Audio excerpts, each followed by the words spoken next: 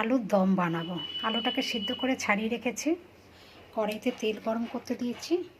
আমাদের সামান্য হলুদ দেব আর নুন দেব, দিয়ে আলুকে ছেড়ে ভেজে নেব।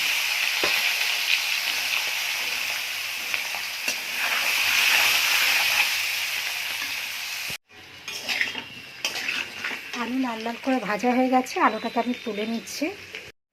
তেল গরম হয়ে গেছে, এখানে হচ্ছে তেজপাতা, গরম মশলা, এলাচ, শুকনো লঙ্কা, দারচিনি আর হচ্ছে সাদা জিরে ফোড়ন দিয়ে দিচ্ছি।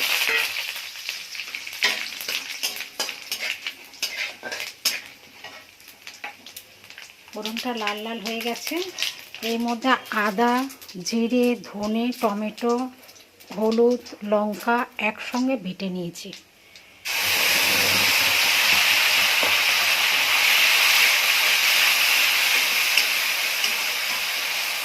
নিরামিষ আলুর দম করব।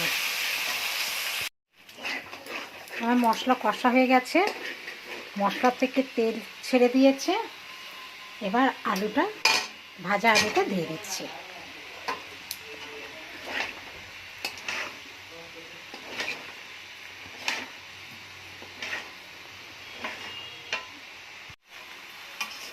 আলুটাও কষা হয়ে গেছে। আমি হচ্ছে গরম জল বসিয়েছিলাম, গরম জল ঢেলে দিচ্ছি।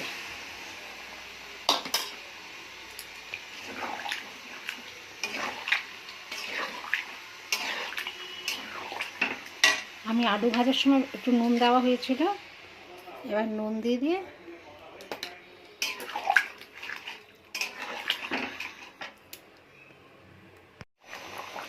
আমার আলুর দম হয়ে গেছে।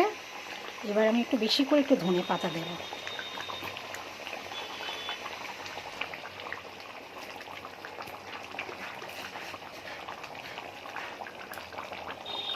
বন্ধ করে দিচ্ছি।